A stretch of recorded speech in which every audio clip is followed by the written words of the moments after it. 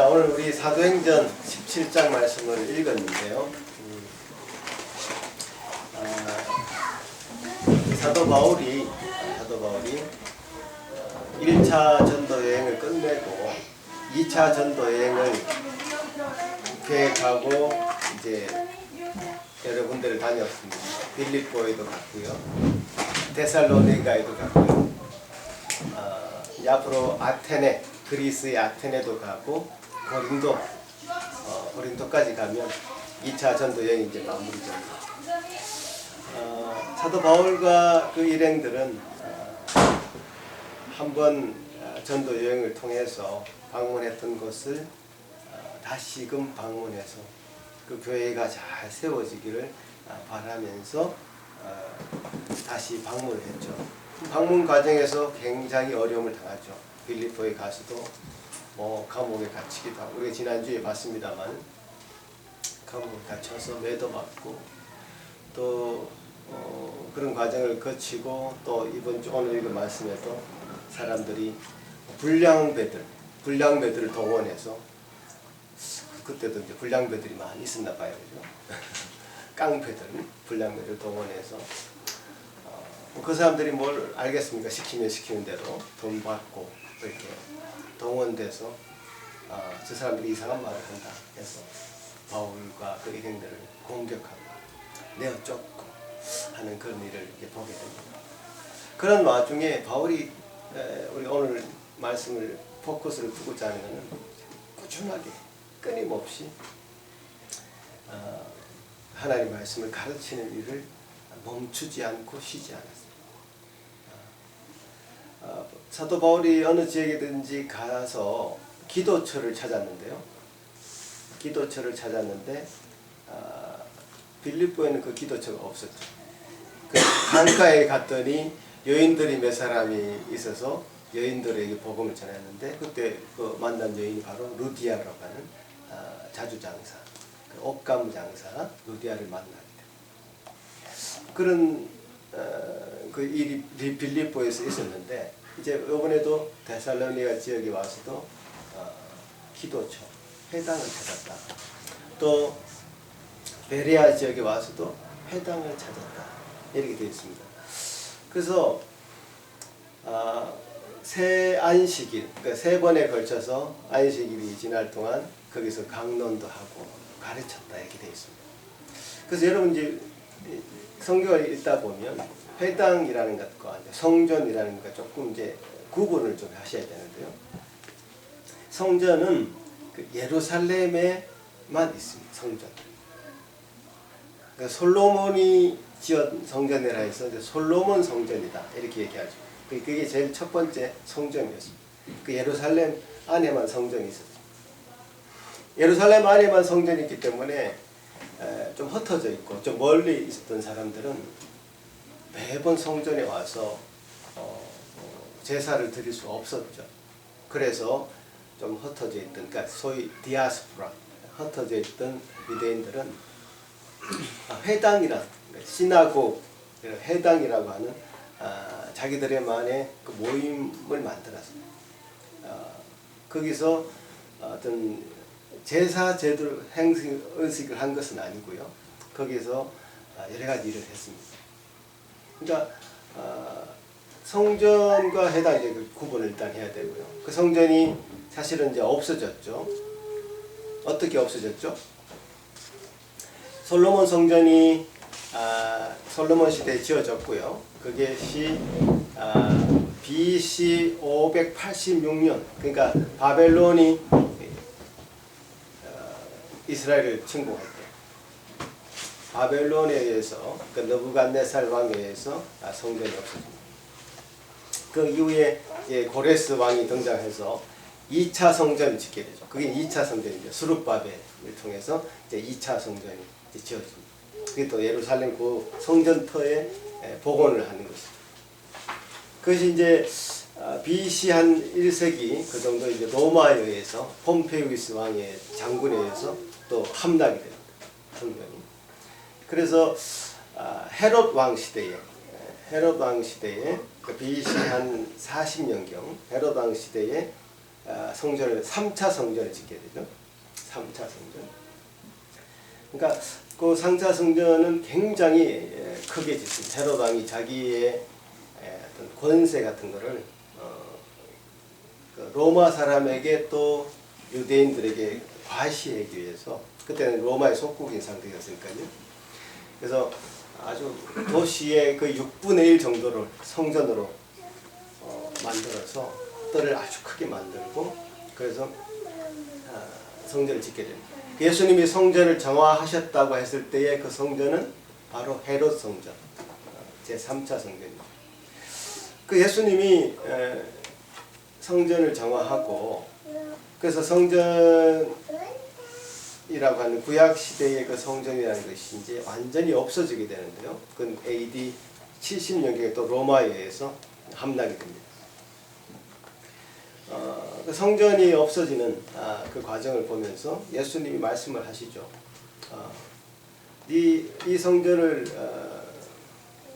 헐면, 이 성전이 무너지면 내가 사흘 만에 성전을 다시 일으키겠다 말씀하셨죠. 그러니까 이 옛 성전은 더 이상 무의미한 것이고 내가 바로 그 성전이다라고 하는 그런 의미죠. 요한복음에서 2장에서 그렇게 말씀하시죠. 그래서 예수님이 옛 성전을 복원하지 않으시고 당신이 이제 성전이 되신 겁니다. 그래서 당신이 성전이 되셔가지고 예수님께서 성전이 되심으로 구약 시대에 있었던 모든 제사 제도는 이제 없어졌습니다. 의식품은 다 사라졌습니다. 다 사라져서 예수님이 중심이 되는 예배를 위한 모임이 남게 된 것입니다. 그래서 이제 예수님도 그때 당시에도 회당이 있어서 회당에 자주 들리셔서 말씀을 전하셨고, 사도 바울도 이 회당에 들러서 늘 말씀을 유대인들에게 전했습니다. 그러니까 회당이라는 기능은 제사 기능이 있는 것이 아니라 회당은 기도하는 집, 모이는 집, 그야말로 모이는 집, 그 말씀을 같이 읽는 집. 그러니까 회당의 그 모임 절차는 아주 간단했습니다. 회당의 그 회당장도 있었지만 어떤 회당장이 어떤 대표적인 역할을 하긴 했지만 행정적인 역할을 했고요. 회당장 한 3사람 정도 이상 정도가 있었고, 회당의 그 규모는 한 10가정에서 15가정 정도로 제한을 했습니다. 왜냐하면 그때 안식일의 법이 굉장히 엄격했기 때문에 멀리 가지를 못했습니다. 동네에서 회당이 있었고 동네에 사람들이 모였기 때문에 많이 모이지 않도록 배려하는 의미에서 회당이라는 것은 굉장히 작습니다.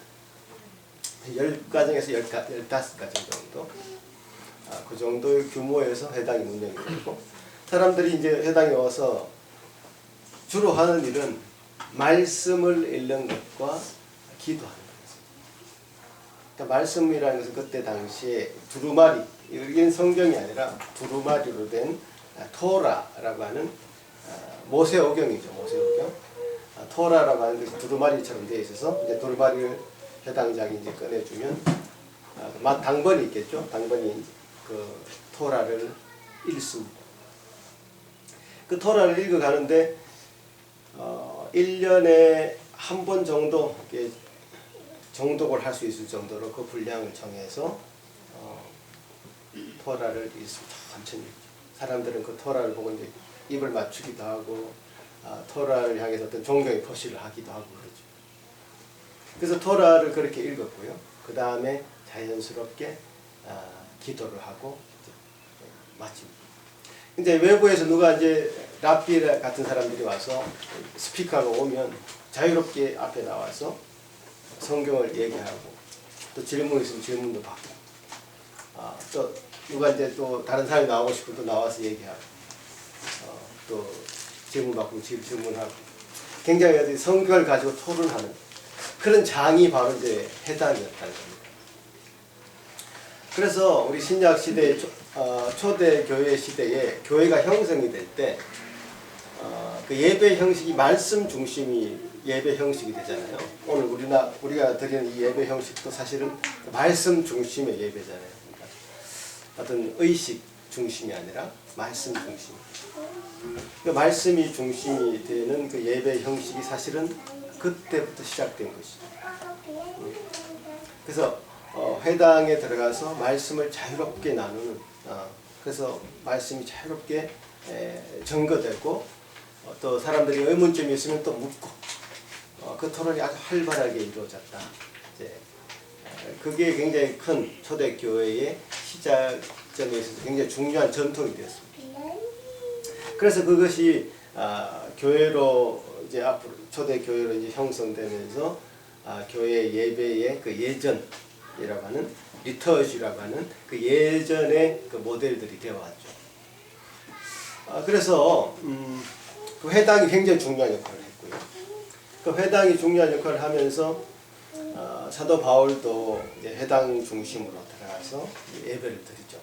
예배 드리는데 꼭 이제 안식일에 갔죠. 사실 오늘날로 하자면 유대인들은 하루의 시작을 밤으로 봤기 때문에 금요일 저녁부터 토요일 저녁까지가 안식일입니다. 오늘 시간 프레임을 봤을 때 금요일 저녁부터 이제 안식일이 시작되고 토요일 저녁 끝이 납니다. 그래서 안식일에 주로 들어가서 예배 그 회당에 모여서 강론을 하고 가르치기를 했습니다. 근데 사실 이 안식일은 구약의 10계명에도 나와 있을 정도로 굉장히 중요한 법이죠. 그런데 왜 이것이 주일로 바뀌었느냐? 그래서 안식일의 그 법이라는 것이 하나님이 창조하셨을 때 6일 동안 창조하시고 하루를 이제 쉬었다 이렇게 됐잖아요. 그래서 하루를 쉬었다는 개념이 그러니까 쉰다 이런 개념이 아니라 어떤 하나님께서는 이 창조의 주체자이시고 하나님께서 이 창조의 일을 멈추셨다는 것은 하나님께서 이 모든 창조의 일을 하셨다고 하는 창조의 그 법입니다. 그러니까 무슨 말인가 하면 하나님께서는 7일만 쉬신 게 아니죠. 그 다음부터 이게 창조의 일을 더 이상 하시지 않으셨잖아요. 그죠? 그러니까 하루 7일 중에 마지막 날을 쉬어라 이 의미가 아니라 하나님께서 이 모든 것을 하셨다라고 하는 창조의 법이죠. 그래서 그것이 창조의 법이 예수님께서 구약 시대의 창조의 법이 신약 시대에 예수님께서 오심으로 부활하시는 그날이 주일이 되는데요. 그 주일은 구속의 법이죠. 그러니까 창조의 법이 이제 구속의 법이 연결되는 것인데 옛날에 이제 안식일은 곧 오늘날의 주일일과 구약과 신약의 어떤 연계성, 통일성에 의해서 그대로 지켜지는 그런 법이죠. 그래서 어떤 의식법 자체는 다 없어졌지만 안식일을 거룩하게 지키라고 하는 그 의미, 우리가 신자라고 했을 때는 주일날을 지킨다, 주일을 기억하고 예배한다. 이 정체성이 가장 큰 어떤 신자의 정체성입니다. 그래서 내가 믿는다라고 했을 때, 그리스도인이라고 했을 때, 그 정체성은 굉장히 중요한데, 그 중요한 정체성 중에 가장 중요한 것은 내가 주의를 지키는 사람이다. 이것이 굉장히 중요하게 우리가 정체성으로 가지고 있어야 될 대목입니다. 그래서 이날을 구별해서 하나님 앞에 드리는 시간으로, 그래서 모든 것을 다 잊고 주님 앞에 나오는 그런 시간으로 삼는 것, 이것은 굉장히 중요한. 그러니까 구약시대 유대인들도 안식일을 그렇게 철저하게 지킨 것처럼 신약시대 예수 그리스도를 믿는 그리스도인들에게도 동일한 원리로 주의를 그렇게 지켜나가는 것이 중요하다는 것이죠. 어쨌든 이 안식일에 계속 그렇게 사도 바울은 말씀을 전하는 일로 아주 끊임없이 뭐 핍박을 받든 고통을 받든 그 사람들이 욕을 하든 매를 때리건 상관하지 않고 말씀을 전하는 일에 어김없이 도시에 들어가면 무조건 그 말씀을 전합니다. 그래도 빌립보에 가서 사실은 감옥에 들어가고 고난을 당했지만 루디아라고 하는 귀한 사람을 건졌고요. 또 데살로니가 제약에 가서도 사람들이 적지 않은 사람들이 믿는 사람들이 생겨나고, 그 사도행전 13장에 보면 하나님이 믿기로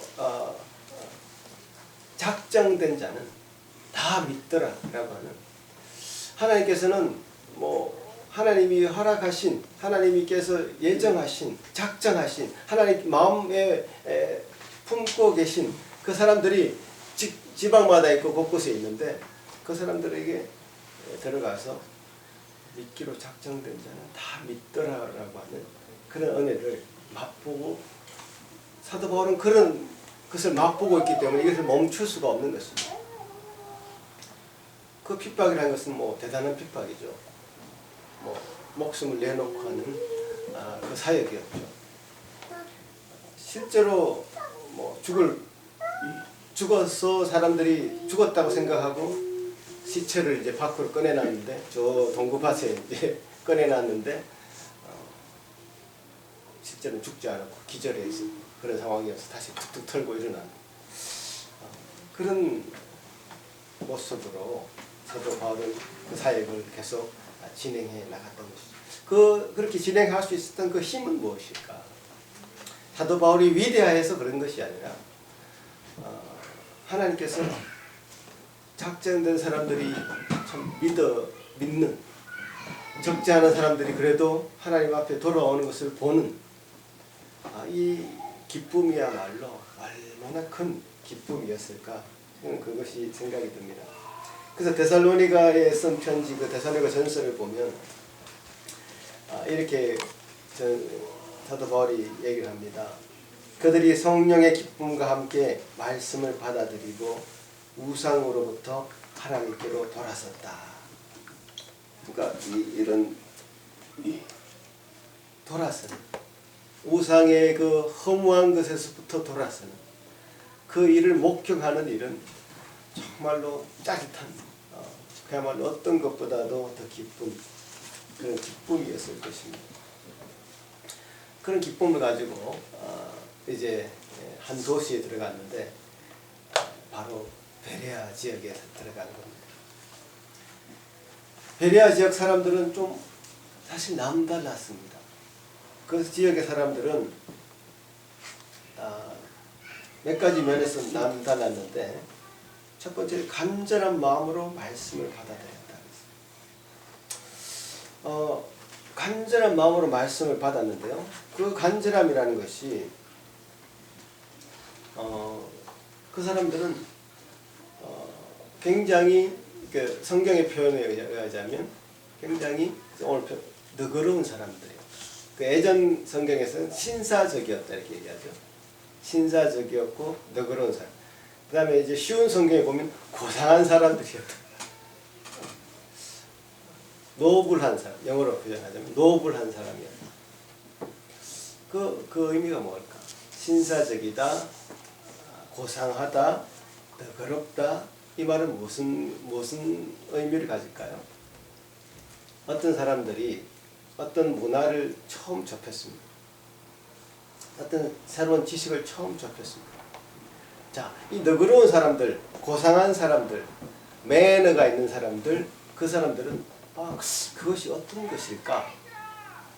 그것이 과연 무엇일까? 왜 사람들이 그런 주장을 하는가? 라는 것을 일단은 들어본다 이거죠.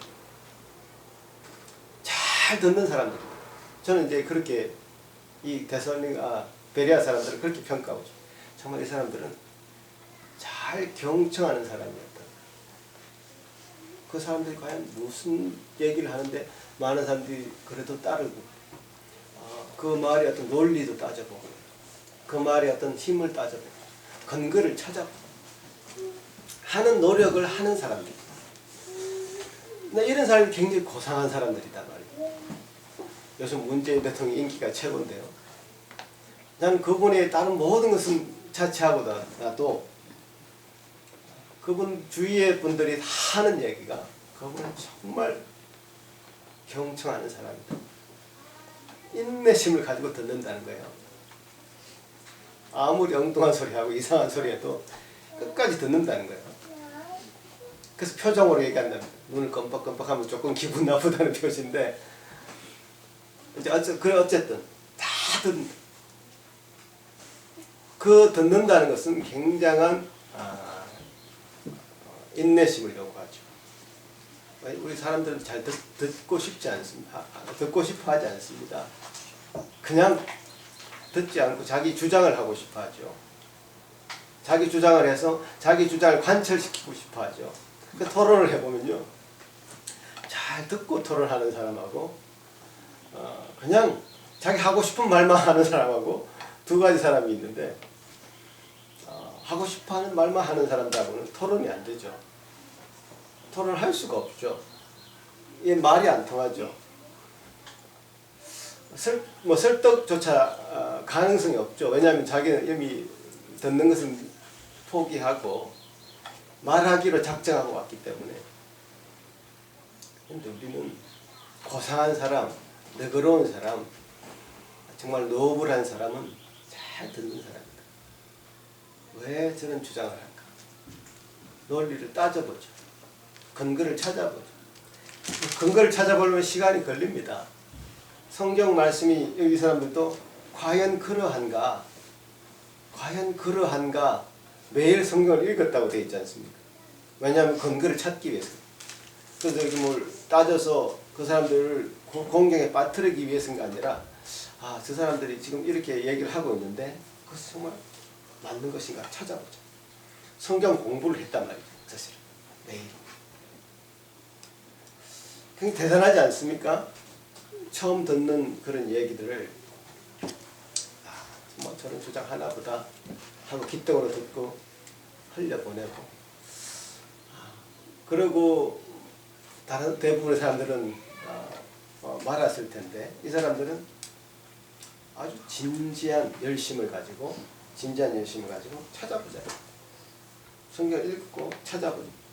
다른 책도 읽고 근거를 찾아보고 저는 이러한 노력을 이 데살로니가 베레아 사람들처럼 우리도 해야 된다고 생각합니다.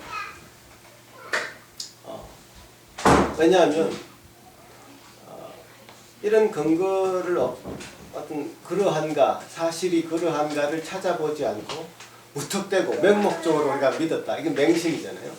맹신은 결국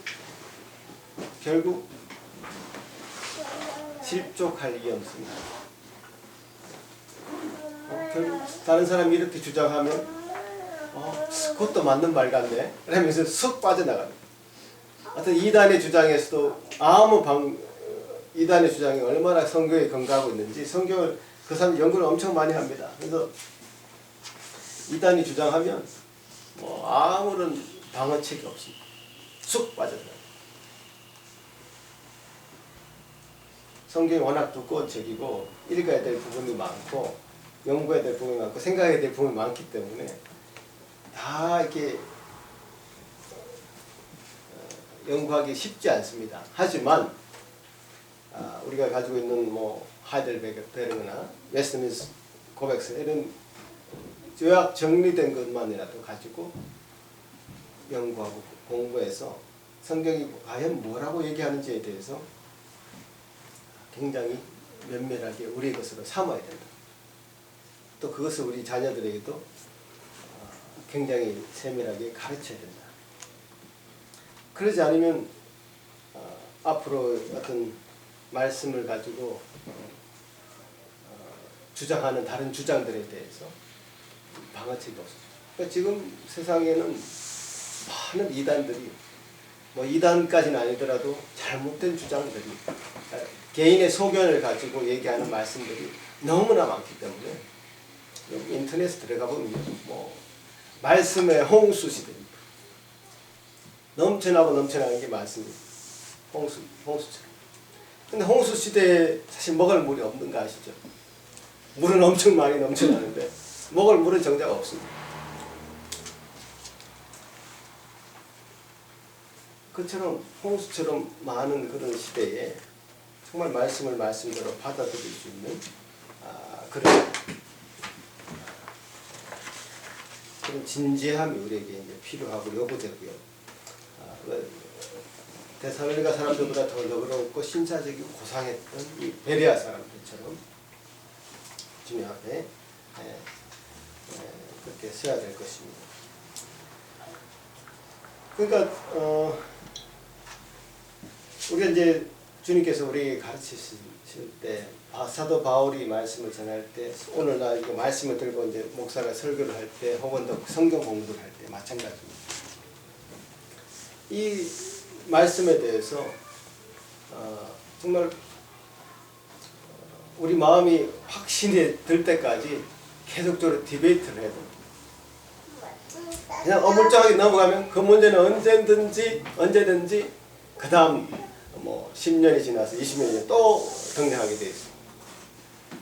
사실 지난주 우리 모신 성도님이 이제 안식일과 주일에 대한 문제를 저한테 어떤 분 때문에 질문하셔서 제가 예배 후에 길게 말씀드렸는데 오늘 이제 그 문제 조금 그래서 제가 말씀드렸습니다.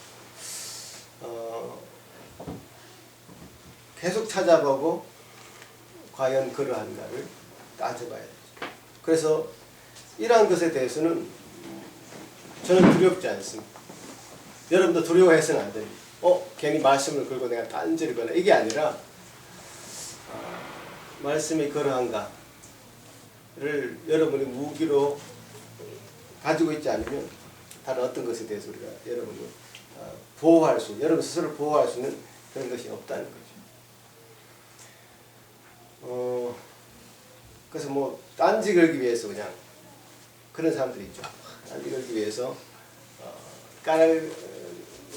내리기 위해서 그렇게 하는 것이 아니라 정당하게 조사하고 정당하게 연구하고 그래서 과연 그러한가를 살펴보는 것은 우리 마땅히 우리 모든 성도들이 해야 될 일, 목사의 일만이 아니다 말이죠. 여러분의 일이기도 합니다. 그래서 사실 신약과 구약의 연속성과 통일성의 문제는 사실 쉽지 않은 문제죠. 그래서 이제 안식일과 주일의 문제는 바로 그거에 관한 문제인데요. 그런 것도 예수님 과연 어떻게 얘기하셨는가, 사도 바울이 어떻게 얘기했는가, 어떤 주장을 하고 있는가를 계속 살펴보면서 구약과 신약이 연계되고 통일적으로 드러난다는 것을 우리가 확인해 나가야 될 것이죠. 그래서 예수님도 이렇게 말씀을 하셨습니다. 성경을 읽고 우리가 연구해야 된다는 것을 요한복음 5장 39절에 보면 너희가 성경에서 영생을 얻는 줄 생각하고 성경을 상고하거니와 이 성경이 곧 내게 대하여 증언하는 것입니다. 다른 성경에서는 성경을 연구하거니와, 그러니까 성경 연구를 해야 된다. 단순히 그냥 속독해서 성경을 읽는 것이 아니라 과연 그러한가를 면밀히 따지고 연구해야 하는 것이 필요하다. 피상적으로 아는 것이 아니라 겉면만 아는 것이 아니라 내포된 진리를 확인해가는, 그래서 하나님의 뜻을 더 가까이 알기 위한 그런 작업들이 필요하다는 것이죠. 그러니까 하나님은 여러분이 알고 있는 하나님의 그 모습은 하나님의 모습에 100분의 1, 1000분의 1, 10,000분의 1, 100만분의 1 사람들에 따라서 굉장히 하나님의 작은 부분을 알고 계실 것입니다. 하나님의 어떤 작은 부분. 왜냐하면 성경에 하나님이 지금 예수님 말씀하신 것처럼 내게 대해 증언하는 것이다 했는데 성경을 아는 만큼 예수님을 아는 것이고 하나님을 아는 것이죠. 그래서 코끼리의 뒷다리를 잡고 이제 이것은 과연 코끼리의 뒷다리가 아니라 그냥 큰 기둥이다 이렇게 믿는 사람들은 코끼리의 그 전체의 모습을 보지 않고 기둥만, 다리만 붙잡고 이건 코끼리의 모습은 이렇게 기둥처럼 생겼나 보다 이렇게 생각하는 것과 마찬가지죠. 그래서 하나하나 연구하고 알아가서 하나님의 그 풍성한 그 우리가 다 알아도 다 알지 못할 그런 풍성함을 우리가 누리며 하나님의 뜻 가운데 그래도 가까이 가기를 애쓰는 그런 우리가 되어야 될 것입니다. 그래서 하나님께서 이 베레아 사람들에게 사도 바울을 보내서 또 사도 바울이 힘을 얻게 합니다. 사도 바울이 베레아 사람들이 참 말씀을 받는 걸 보면 말씀을 가르치고 말씀을 증거하는 사람들에게 가장 큰 기쁨은 반응입니다. 반응. 그렇잖아요. 정말 반응이 말씀 정말 속속속 빨아들이는 듯한 간절한 마음으로 받는 그런 사람들이 있는 공간에서는 정말 힘이 나서 말씀을 전하죠. 사도 바울은 그런 힘을 또 얻었을 것입니다. 그래서 적지 않은 수의 사람들이 말씀 가운데 들어와서 믿게 되고 복음을 받아들이는 그런 일로 열매 맺게 된 것이죠. 사도 바울은 이런 힘을 가지고 또 아테네까지 갈 것이고 고린도까지 갈 것입니다. 고난이 그들을 기다리고 있죠. 이 복음의 사명을 마치려 하면 나의 생명을 조금도 귀한 것으로 여기지 않겠다라고 고백하는 이 사도 바울의 모습을 우리가 보게 될 것입니다. 자기 목숨이 아깝지 않을 정도로 정말 이 말씀을 전하는 그 기쁨이라는 것은 참 큰 것이죠. 사람들이 구원으로 우상으로부터 돌아서는 그 일을 보는 것은 너무나 큰 보람인 것이죠. 그래서 말씀으로 그는 그렇게 정거름이 되어서 나아가게 된 것입니다. 오늘 이 본문을 통해서 몇 가지를 요약하자면 말씀의 힘이라는 것은 정말 대단하고 우리가 그냥 예배라고 했을 때에 사실 그 회당의 예배는 찬양이라는 것은 없었습니다. 그냥 말씀을 정말 어떨 땐 지루할 정도로 길게 말씀을 읽는 것과 그것에 대한 반응. 해당 예배의 특징은 시간이 오늘부터 11시처럼 시간이 정해져 있었겠죠. 그렇지만 한 10명이 모일 때까지는 시작을 하지 않는답니다. 10명이 모이면 시작하고 그 정도보다 안 모이면 아예 시작조차 안 하고 그럼 와서 사람들이 와서 기도하고 말씀을 읽는 시간이 없으면 기도하고 돌아가는 거죠. 그래서 이제 그렇게 돼 있고 10명이 모여서 어떤 이제 남성 15명 정도가 모여서 그러니까 제가 봤을 때는 이게 성경이 가정 남자의 수를 계산했기 때문에 가정이라고 저는 생각하는데 또 회당의 당시에 이제 여성들은 잘 출입하기 어려웠기 때문에 그런데 어쨌든 그 정도 인원이 모여서 아마 딱 우리 정도 수준 같습니다. 우리 정도 수준에서 말씀이 나눠지고 연구되고 한 공동체 형성을 했던 것처럼 참 우리 좀 어떤 면에서는 초대교회의 아름다운 모습을 우리가 그래도 아직은 가지고 있구나. 더 커지지 않았으면 좋겠다 이 생각도 하게 되고요. 그렇지만 한 10가정에서 15가정 정도면 충분히 더 재미있을 수 있겠다 생각도 또한 해보고요. 그래서 이제 교회의 어떤 규모는 그 정도 참 좋은 것 같고요. 그리고 그 사람들이 해야 될 일은 정말 말씀을 가지고 말씀을 증거하는 그런 능력을 가진 사람들로 다 한 사람이 무장됩니다. 말씀을 가지고 설명해 줄 수 있는, 말씀을 해석해 줄 수 있는, 그 말씀을 가지고 복음을 과감하게 담대하게 전할 수 있는 사람들로 자라가는 이 베레아 사람들처럼 말씀을 진지하게 듣고 정말 그 열매 맺는 그런 성도들의 모습을 우리가 보기를 우리 공동체에서 보기를 원합니다. 그래서 우리가 교회 시작할 때부터 2부 순서 말씀 같이 공부하는 그 시간을 지속적으로 좀 해오고 있는데요. 오늘은 그 공부는 안 하고 기도의 시간을 좀 가지려고 하는데 그 시간에도 여러분 마음을 더 모아서 정말 좋은 시간, 정말 토론의 시간, 궁금한 것이 다 해소되고 또 지식이 쌓여지고 하나님의 말씀이 더 풍성해지는 그 시간들이 되기를 다시 한번 강조하고요. 그 베레아 사람처럼 되자. 베레아가 사실은 한국에서 이미지가 이단 모임 비슷한 게 있어가지고 이미지가 별로 안 좋아졌는데요. 안 좋아. 베레아 사람들은 우리가 칭찬받아 마땅한, 우리의 어떤 롤 모델이 되어야 될 마땅한 그런 사람들이에요. 그러니까 이 베레아 사람들처럼 말씀을 간절히 하게 받고 또 너그러운 마음으로, 고상한 마음으로 말씀에 경청하고 그것이 그러한가 확인하고 살피고 연구하고 그러므로 복음이 복음되는, 복음은 우리 삶을 바꾸는, 복음이 또 다른 사람의 삶을 바꿀 수 있는 그런 은혜로 온전히 우리 마음 가운데 새기지 우리 공동체가 그렇게 풍성하게 나아가는 그런 공동체 되기를 같이 기도하기를 원합니다. 같이 기도하겠습니다. 아버지 하나님 감사합니다. 오늘 우리에게 주신 귀한 예배의 시간을 통하여 참 사도 바울의 모습을 또 그 일행들의 모습을 보게 하시고 또 베레아 지역 사람들의 모습을 보게 하신 것 감사합니다.